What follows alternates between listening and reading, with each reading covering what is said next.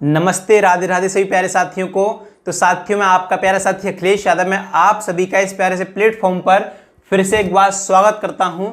तो साथियों, आज हम जो करने वाले हैं वो ज्योग्राफी का वन लाइनर रिवीजन करने वाले हैं। ज्योग्राफी का वन लाइनर फॉर्मेट में हम क्वेश्चन करेंगे, यानी कि एक तरफ वो क्वेश्चन उसके बराबर में ही आंसर दे रखा होगा। तो साथियों, बिना टाइम वेस्ट किए क्लास को शुरू करेंगे। जिस भी साथी ने हमारे चैनल को अभी तक सब्सक्राइब नहीं किया है वो सब्सक्राइब करके बेल आइकन ऑन कर लें, जिससे कि आपको सभी क्लासेस की नोटिफिकेशन टाइम के साथ मिलती रहे। यानी पहला क्वेश्चन है, कुमाऊं हिमालय का सर्वोच्च पर्वत शिखर कौन सा है। यानी कि हमें बताना है कि कुमाऊं हिमालय जो है उसका सर्वोच्च शिखर कौन सा है।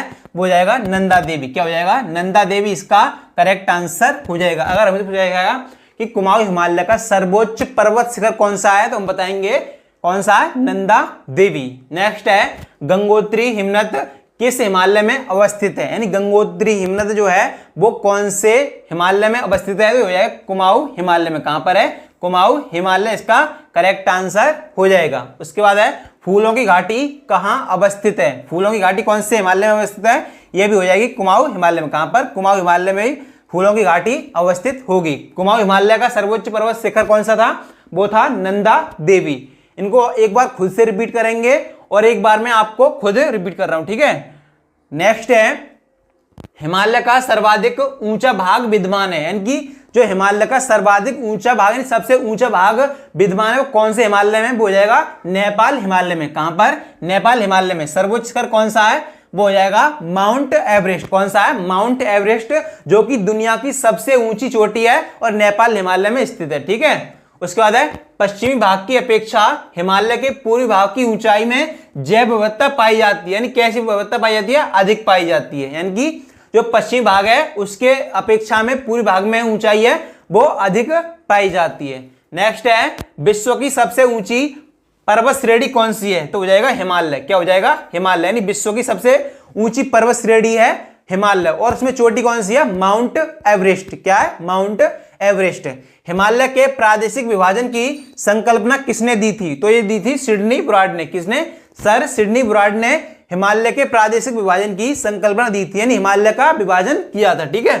नेक्स्ट देखेंगे, हिमालय अपनी वर्षा का यानी कि हिमालय अपनी वर्षा का अधिकांश भाग किस मानसून से प्राप्त करता है? तो ये प्राप्त करता है दक्षिण पश्चिम मानसून से। किससे? दक्षिण पश्चिम मानसून से। नेक्स्ट है, हिमालय से निकलने वाली सभी नदियां कैसी हैं? ये हैं सतत वाहिनी। कैसी नदियां हैं? सतत वाहिनी नदियां हिमालय से निकलने वाली नदियां, ठीक है।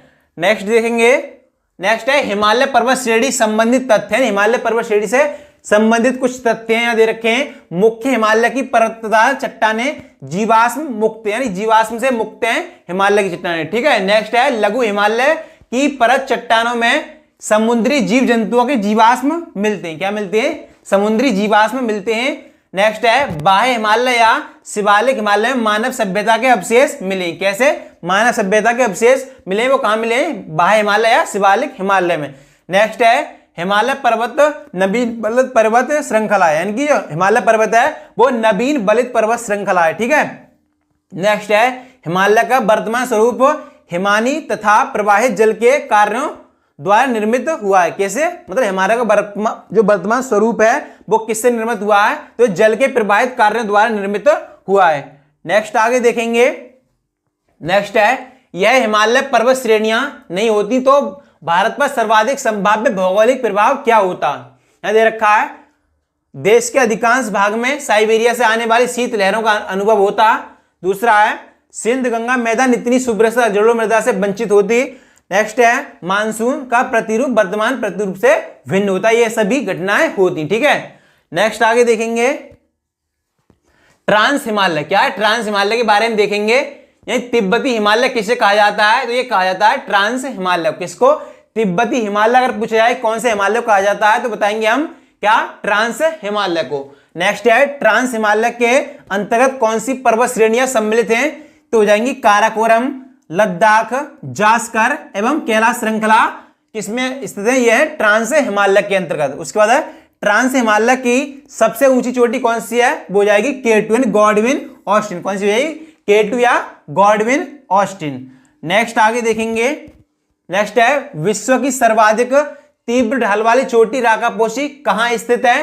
तो हो जाएगी ट्रांस हिमालय में। कहां पर है? ट्रांस हिमालय में। विश्व की सर्वाधिक तीव्र ढाल वाली राकापोसी चोटी वो ट्रांस हिमालय में, ठीक है। ट्रांस हिमालय में स्थित किस पर्वत श्रेणी को उच्च एशिया की रीढ़ कहा जाता है? तो ये कहा जाता है काराकोरम श्रेणी को। किसको? काराकोरम श्रेणी को। नेक्स्ट है काराकोरम श्रेणी का पश्चिमी विस्तार कहां तक है? ये हो जाएगा पामीर गांठ तक। कहां कर? पामीर गांठ तक काराकोरम श्रेणी का पश्चिमी विस्तार स्थित है, ठीक है। नेक्स्ट देखेंगे, नेक्स्ट है काराकोरम श्रेणी का पूर्वी विस्तार कहां तक है? ये हो जाएगा कैलाश श्रेणी तक। कहां तक है? कैलाश श्रेणी तक काराकोरम श्रेणी का पूर्वी विस्तार हो जाएगा। नेक्स्ट आगे देखेंगे, ट्रांस हिमालय बृहद हिमालय से किस संरचना द्वारा अलग होता है, सेपरेट होता है? तो हो जाएगा इंडस सांगपो सचर जोन के द्वारा, यानी कि ITSZ के द्वारा। नेक्स्ट है ट्रांस हिमालय के किन श्रेणियों के मध्य से होकर सिंधु नदी बहती है? तो हो जाएगा इसका करेक्ट आंसर जास्कर एवं लद्दाख श्रेणी से। किससे? जास्कर एवं लद्दाख श्रेणी से बहती है। नेक्स्ट आगे देखेंगे, अक्साई चीन किस पर्वत श्रेणी में अवस्थित है?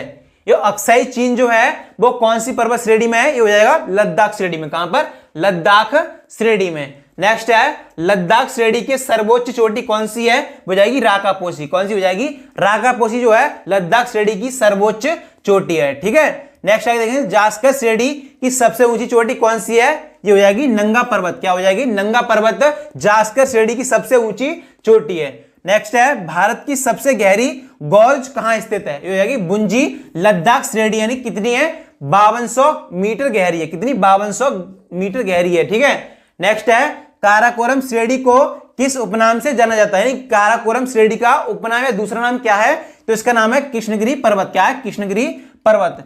नेक्स्ट आगे देखेंगे, बृहद हिमालय या महान हिमालय के बारे में तथ्य यहां पर। बर्फीला हिमालय अथवा हिमाद्री किस हिमालय को कहा जाता है? ये कहा जाता है महान हिमालय को। किसको? महान हिमालय को बर्फीला हिमालय या हिमाद्री हिमालय कहा जाता है। उसके बाद है महान हिमालय का विस्तार कहां तक है? ये हो जाएगा सिंधु नदी से नामचा पर्वत तक। कहां पर? सिंधु नदी से नामचा पर्वत तक किसका? महान हिमालय या किसका? बृहद हिमालय का विस्तार है, ठीक है। नेक्स्ट आगे देखेंगे, महान हिमालय लघु हिमालय से किस संरचना द्वारा अलग होता है? तो हो जाएगा मेन सेंट्रल थ्रस्ट द्वारा। किसके द्वारा? मेन सेंट्रल थ्रस्ट द्वारा। उसके बाद महान हिमालय के दक्षिण में स्थित श्रृंखला को क्या कहा जाता है? इसे कहा जाता है लघु या मध्य हिमालय। क्या? लघु या मध्य हिमालय से कहा जाता है। नेक्स्ट क्वेश्चन देखेंगे, नेक्स्ट है लघु हिमालय की सबसे लंबी पर्वत श्रृंखला कौन सी है? हो जाएगी पीर पंजाल। क्या हो जाएगी? पीर पंजाल। नेक्स्ट है हिमालय की कौन सी पर्वत मतलब कौन सी श्रेणी सर्वाधिक चौड़ी है? वो हो जाएगी लघु हिमालय। क्या हो जाएगी? लघु हिमालय। उसके बाद है अटल टनल 9.02 किलोमीटर किस पर्वत श्रृंखला में अवस्थित है? हो जाएगी पूर्वी पीर पंजाल श्रृंखला में। किसमें? पूर्वी पीर पंजाल श्रृंखला में। नेक्स्ट आगे देखेंगे, नेक्स्ट क्वेश्चन क्या है? ये हो जाएगा कश्मीर घाटी में हिमोड़ निक्षेप द्वारा निर्मित संरचना को क्या कहा जाता है? इसे कहा जाता है करेबा। क्या कहा जाता है? करेबा कहा जाता है। नेक्स्ट क्वेश्चन देखेंगे, लघु हिमालय श्रेणी को यानी कि लघु हिमालय श्रेणी को किस अन्य नाम से जाना जाता है? तो इसका क्या नाम है? महाभारत श्रेणी या हिमालय श्रेणी से। क्या? महाभारत श्रेणी या हिमालय श्रेणी के नाम से जाना जाता है। किसको? लघु हिमालय को, ठीक है। नेक्स्ट आगे देखेंगे, नेक्स्ट है लघु हिमालय कहां अवस्थित है? तो ये हो जाएगा शिवालिक और महान हिमालय के मध्य में, यानी कि लघु हिमालय कहां अवस्थित है ये पूछा जाएगा। क्या बताएंगे हम? ये बताएंगे शिवालिक और महान हिमालय के मध्य में। नेक्स्ट है किन दो पर्वत श्रेणियों के मध्य कश्मीर घाटी स्थित है? यानी कौन सी ऐसी दो पर्वत श्रेणियां हैं जिनके बीच में कश्मीर घाटी अवस्थित है? ये हो जाएगा बृहद हिमालय व पीर पंजाल के मध्य में, ठीक है। नेक्स्ट आगे देखेंगे, यानी कि यहां पर श्रेणी दे रखी है और यहां पर अवस्थित दे रखी है, यानी कौन सी जगह पर कौन सी श्रेणी दे रखी है? ये दे रखा है यहाँ पे। पीर पंजाल श्रेणी कहां पर है? ये है जम्मू कश्मीर में। कहां पर? जम्मू कश्मीर में। उसके बाद है धौलाधार श्रेणी कहां पर है? यह है हिमाचल प्रदेश में। धौलाधार श्रेणी कहां पर है? हिमाचल प्रदेश में है। मसूरी श्रेणी कहां पर है? ये हो जाएगी उत्तराखंड में। कहां पर? उत्तराखंड में। उसके बाद है महाभारत श्रेणी कहां पर है? ये हो जाएगी नेपाल में। महाभारत श्रेणी अगर पूछा जाएगा हमसे, अगर क्वेश्चन बनता है तो क्या बताएंगे हम? नेपाल। यानी कि लघु हिमालय का पश्चिम से पूर्वी श्रेणियों में विभाजन यहां पर ये दे रखा है, ठीक है। नेक्स्ट आगे देखेंगे, पीर पंजाल के दक्षिण में अवस्थित पर्वतीय क्षेत्र कौन सा है? वो हो जाएगा धौलाधर। कौन सा हो जाएगा? धौलाधर। पीर पंजाल एवं बनिहाल दर्रा किस पर्वत श्रेणी में स्थित हैं? तो जाएगा पीर पंजाल श्रेणी में। किसमें? पीर पंजाल श्रेणी में, मतलब बनिहाल दर्रा और पीर पंजाल दर्रा है। ठीक है। उसके बाद है शिमला नगर किस पर्वत श्रेणी पर स्थित है? ये हो जाएगा धौलाधर श्रेणी पर। किस पे? धौलाधर श्रेणी पर स्थित हो जाएगा। ठीक है। नेक्स्ट आगे देखेंगे। नेक्स्ट है मध्य हिमालय की औसत ऊंचाई लगभग कितनी है? तो ये हो जाएगी 3700 से 4500 मीटर। कितनी? 3700 से 4500 मीटर। उसके बाद है लघु हिमालय की ढाल पर छोटे छोटे घास के मैदानों को कश्मीर तथा उत्तराखंड क्रमशः किन नामों से जाना जाता है? तो ये मर्ग तथा बुग्याल और या प्यार के नाम से इन्हें जाना जाता है। कहां पर? लघु हिमालय की ढाल पर छोटे छोटे घास के मैदानों को। ठीक है।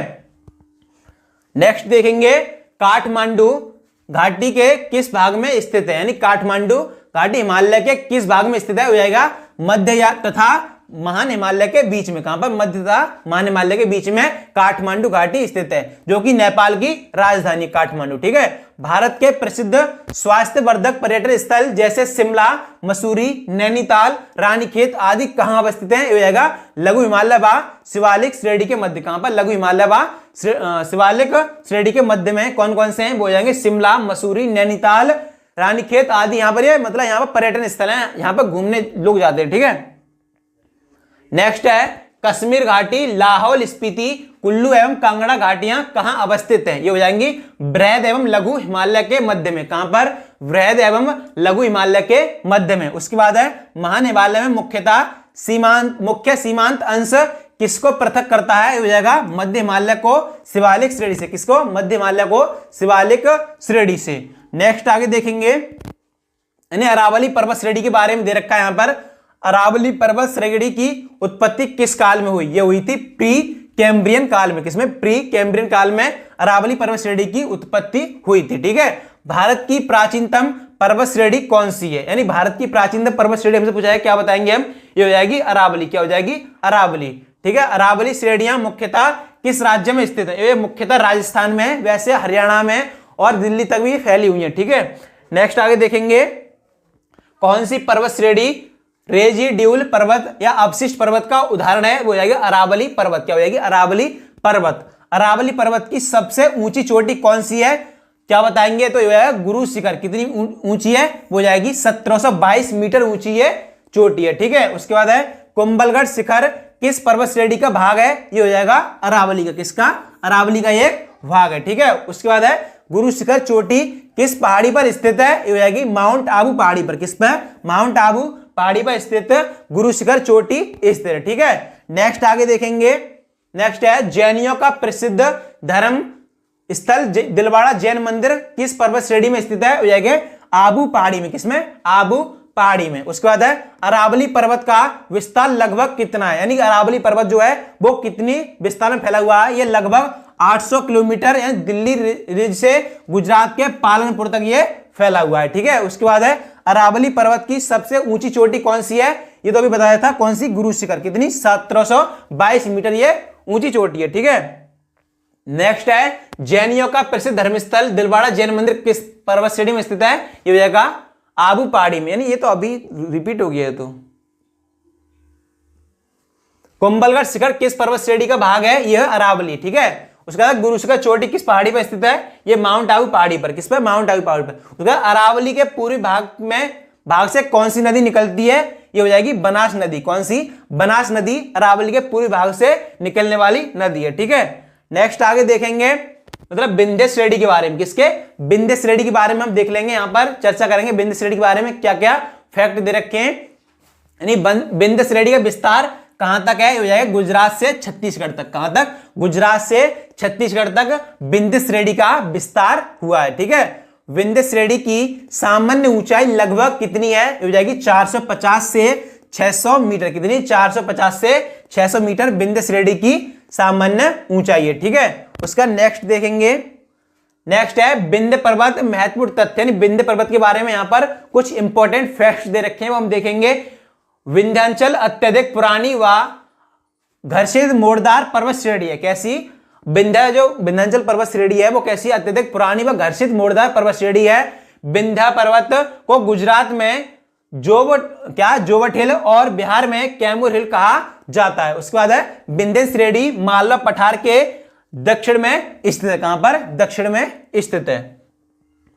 नेक्स्ट आगे देखेंगे विंध्याचल पर्वतमाला किन पहाड़ियों का समूह है, यानी विंध्याचल पर्वतमाला है वो किन पहाड़ियों का समूह है? हो जाएगा विंध्याचल, वांडेर एवं कैमूर की पहाड़ियों का एक समूह है। उसके बाद है कैमूर श्रेणी किन दो नदियों के मध्य जल द्विभाजक का कार्य करती है? तो कौन सी हो जाएगी? टोंस व सोन नदियों के मध्य। किसकी? टोंस व सोन नदियों के मध्य कैमूर श्रेणी मतलब इनका विभाजन का काम करती है। उसके बाद है कौन सी पर्वत श्रेणी दक्कन पठार के उत्तरी सीमा का निर्माण करती है? वो जाएगी विंध्य श्रेणी। कौन सी हो जाएगी? विंध्य श्रेणी। नेक्स्ट है विंध्याचल, कैमूर तथा पारसनाथ की पहाड़ियों किस पर्वत श्रेणी में पाई जाती हैं? यानी कि कौन कौन सी? विंध्याचल, कैमूर तथा पारसनाथ की पहाड़ियां किस पर्वत श्रेणी में पाई जाती हैं? तो इसका करेक्ट आंसर हो जाएगा विंध्यन श्रेणी में। कहां पर? विंध्यन श्रेणी में। कौन सी पर्वत श्रेणी उत्तरी भारत और प्रायद्वीपीय भारत की मुख्य जल विभाजक है? वो जाएगी विंध्यन श्रेणी। कौन सी हो जाएगी? विंध्यन श्रेणी। नेक्स्ट आगे देखेंगे, नेक्स्ट है सतपुड़ा श्रेणी। क्या है? सतपुड़ा श्रेणी के बारे में दे रखा है। संरचनात्मक दृष्टि से सतपुड़ा श्रेणी का विभाजन दे रखा है, कितनी श्रेणियों में किया गया है? पहली है राजपीपला पहाड़ी। कौन सी? राजपीपला हिल्स है। दूसरी हो जाएगी महादेव हिल्स या महादेव पहाड़ियां। उसके बाद मैकाल श्रेणी, 3 में इसका विभाजन किया गया। कौन सी? सतपुड़ा पर्वत श्रेणी का। नेक्स्ट आगे देखेंगे सतपुड़ा श्रेणी की औसत ऊंचाई लगभग कितनी है? ये हो जाएगी 7 मीटर। कितनी है? 7 मीटर। 7 मीटर। इस कुछ गलत नहीं लग रहा है यहां पर? कौन सी पर्वत श्रेणी नर्मदा एवं ताप्ती नदियों के मध्य स्थित है? सतपुड़ा श्रेणी। यानी कि इसका कंफर्म नहीं है साथियों, मतलब यहां पर थोड़ा गलत टाइप है शायद, ऐसा लग रहा है मुझे। सतपुड़ा श्रेणी की सबसे ऊंची चोटी कौन सी है? धूपगढ़। क्या हो जाएगी? धूपगढ़। कितनी है? 1350 मीटर। कितनी? 1350 मीटर। उसके बाद है धूपगढ़ चोटी कहां अवस्थित है? ये हो जाएगा महादेव पर्वत। क्या हो जाएगी? महादेव पर्वत पर। ठीक है। नेक्स्ट आगे देखेंगे पंचमढ़ी शिखर 1350 मीटर कहां अवस्थित है? ये हो जाएगा महादेव पहाड़ी पर। कहां पर हो जाएगा? महादेव पहाड़ी पर। उसके बाद है मैकाय श्रेणी की सर्वोच्च चोटी कौन सी है? वो हो जाएगी अमरकंटक। कितनी है?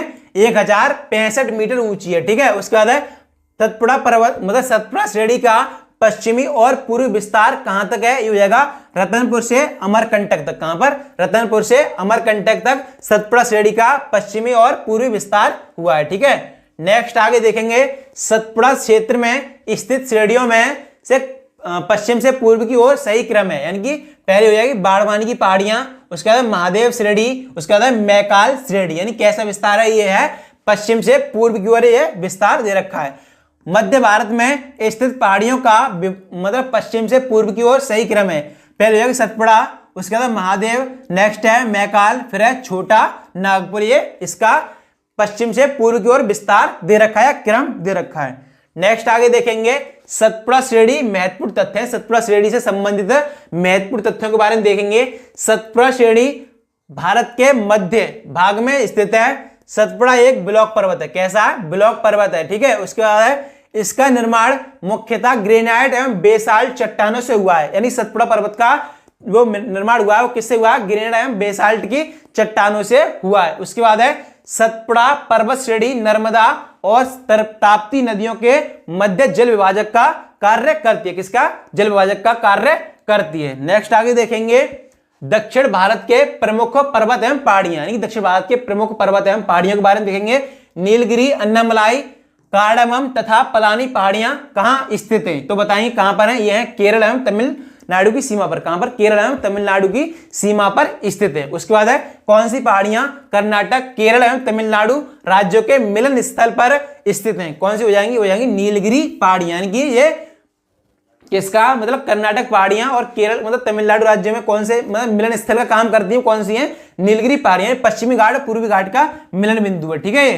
नेक्स्ट आगे देखेंगे किस पहाड़ी पर पूर्वी घाट पश्चिमी घाट से मिलता है? तो वो हो जाएगा नीलगिरी पहाड़ियों पर। ये अभी बताया था आपको मैंने, नीलगिरी पहाड़ी पर। ठीक है। उसके बाद नीलगिरी पर्वत की सबसे ऊंची चोटी कौन सी है? वो जाएगी डोडा बेटा। कौन सी हो जाएगी? डोडा बेटा। कितनी? 2637 मीटर ऊंची। कितनी? 2637 मीटर ऊंची ये पर्वत श्रेणी है। नेक्स्ट देखेंगे नीलगिरी की दूसरी सबसे ऊंची चोटी कौन सी है? वो जाएगी माकुमी यानी कि माकुम में कितनी ऊंची है, 2554 मीटर ऊंची, किसी 2554 मीटर ऊंची है। उसके बाद है दक्षिण भारत की सबसे ऊंची चोटी कौन सी है, वो जाएगी अनाईमुड़ी। कौन सी हो जाएगी, अनाईमुड़ी 2695 मीटर ऊंची है। ठीक है, नेक्स्ट आगे देखेंगे, अनाईमुड़ी चोटी किस पर्वत माला का भाग है, यानी कि किसका है, यह है अन्नामलाई पर्वत का, किसका, अन्नामलाई पर्वत का भाग है अनाईमुड़ी चोटी। ठीक है, उसके बाद है प्रसिद्ध पर्यटन स्थल मतलब कड़ाई कनाल कहाँ अवस्थित है, ये हो जाएगी पलानी पहाड़ियों में। कहां पर, पलानी पहाड़ियों में अवस्थित है। उसके बाद है दक्षिण भारत के भगवान रंगनाथ, जिन्हें भगवान वेंकटेश भी कहते हैं, का मंदिर कहां स्थित है, हो जाएगी तिरुमल्ला पहाड़ी पर। कहां पर है, तिरुमल्ला पहाड़ी पर। नेक्स्ट आगे देखेंगे, चंदन के वनों के लिए कौन सी पर्वत श्रेणी प्रसिद्ध है, तो हो जाएगी मलयगिरी पर्वत श्रेणी। कौन सी, मलयगिरी पर्वत श्रेणी। उसके बाद है कौन सा पर्वत प्रायद्वीपीय भारत के दक्षिणतम भाग में अवस्थित है, हो जाएगा इलायची या कार्डामम पर्वत। कौन सी, इलायची या कार्डामम पर्वत। उसके बाद है कन्याकुमारी से सटी पहाड़ियां कौन सी हैं, वो जाएगी कार्डामम पहाड़ियां। कौन सी हैं, कार्डामम पहाड़ियां कन्याकुमारी से सटी पहाड़ियां हैं। ठीक है, नेक्स्ट आगे देखेंगे, नेक्स्ट है दक्षिण भारत के प्रमुख पर्वत, यानी दक्षिण भारत के प्रमुख पर्वत यहां दे रखे हैं। पहला कार्डामम पर्वत, यानी कार्डामम पर्वत कहां पर है, केरल और तमिलनाडु में। कहां पर है, केरल और तमिलनाडु में कार्डामम पर्वत है। ठीक है, उसके बाद है सेबरॉय पर्वत कहां पर है, ये हो जाएगा तमिलनाडु में। सेबरॉय पर्वत कहां है, तमिलनाडु में। उसके बाद है पलानी पर्वत कहां पर है, ये हो जाएगा तमिलनाडु। पलानी पर्वत कहां पर है, तमिलनाडु में। उसके बाद है जवादी पर्वत कहां पर है, ये हो जाएगा तमिलनाडु। जवादी पर्वत तमिलनाडु। पालकोंडा पर्वत कहां पर है, ये हो जाएगा आंध्र प्रदेश में। कहां पर, आंध्र प्रदेश में। नेक्स्ट आगे देखेंगे, बेलिकोंडा पर्वत कहां पर है, ये हो जाएगा आंध्र प्रदेश में। कहां पर, बेलिकोंडा पर्वत आंध्र प्रदेश में। अल्लामलाई पर्वत कहां पर है, ये हो जाएगा आंध्र प्रदेश और तेलंगाना में, यानी अल्लामलाई पर्वत है वो कहां पर है, आंध्र प्रदेश और तेलंगाना में। नीलगिरी पर्वत कहां पर है, ये हो जाएगा केरल और तमिलनाडु में। केरल और तमिलनाडु में। उसके बाद है अन्नामलाई पर्वत केरल और तमिलनाडु में। अन्नामलाई पर्वत कहां पर है, ये हो जाएगा केरल और तमिलनाडु में। एक बार इनको फिर से देख ले रहे हैं, कार्डामम पर्वत कहां पर है, केरल तमिलनाडु में। सेबरॉय पर्वत तमिलनाडु में, यानी सेबरॉय पर्वत कहां पर है, तमिलनाडु में है। पलानी पर्वत है तमिलनाडु में। जवादी पर्वत है तमिलनाडु में है। पालीकोंडा पर्वत कहां पर है, यह है आंध्र प्रदेश में। जवादी पर्वत तमिलनाडु, पलानी पर्वत तमिलनाडु, सेबरॉय पर्वत तमिलनाडु, और एक कहां है, कार्डामम पर्वत, यह है केरल और तमिलनाडु में। यानी कि कौन सा, सेबरॉय, पलानी, जवादी और कार्डामम पर्वत कहां बताएंगे हम, ये बताएंगे तमिलनाडु में, यानी तमिलनाडु में याद रखेंगे। ठीक है, नेक्स्ट है मतलब बेलिकोंडा पर्वत, ये कहां पर है, आंध्र प्रदेश में। कहां पर, बेलिकोंडा पर्वत आंध्र प्रदेश में। अल्लामलाई पर्वत कहां पर है, आंध्र प्रदेश और तेलंगाना में। यानी तेलंगाना और आंध्र प्रदेश पहले एक ही राज्य हुआ करता था, लेकिन इनको एक आंध्र प्रदेश से अलग करके नया राज्य बना दिया गया। ठीक है, उसके बाद है नीलगिरी पर्वत, ये कहां पर है, केरल तमिलनाडु में। नीलगिरी पर्वत कहां पर बताएंगे हम, ये बताएंगे केरल और तमिलनाडु में। उसके बाद है अन्नामलाई पर्वत कहां पर है, यह है केरल और तमिलनाडु में। अन्नामलाई केरल और तमिलनाडु में। ठीक है, नेक्स्ट आगे देखेंगे। तो साथियों आज की क्लास जो थी वो यहीं तक थी। एक बार फिर से मैं कुछ रिवीजन करा दे रहा हूं जो थोड़ा इंपॉर्टेंट फैक्ट्स हैं, यानी कि एक बार देख लेंगे। चंदन के वनों के लिए कौन सा पर्वत श्रेणी प्रसिद्ध है, वो आएगी मलयगिरी पर्वत श्रेणी। कौन सा पर्वत प्रायद्वीप भारत के दक्षिणतम भाग में अवस्थित है, ये सभी आप देख लेंगे। तो साथियों आज की क्लास आपको कैसी लगी और ये बताना, यानी कि आज का जो मतलब ज्योग्राफी के सेक्शन था आपको कैसे लगा, यानी कि वन लाइनर रिवीजन आपके मतलब रिवीजन में कैसा सिद्ध हुआ, ये सभी कमेंट में बताएं। इससे नेक्स्ट क्लास आपको इसी फॉर्मेट में मिलने वाली है। तो साथियों मिलते हैं नेक्स्ट क्लास में, तब तक के लिए सभी प्यारे साथियों को जय हिंद।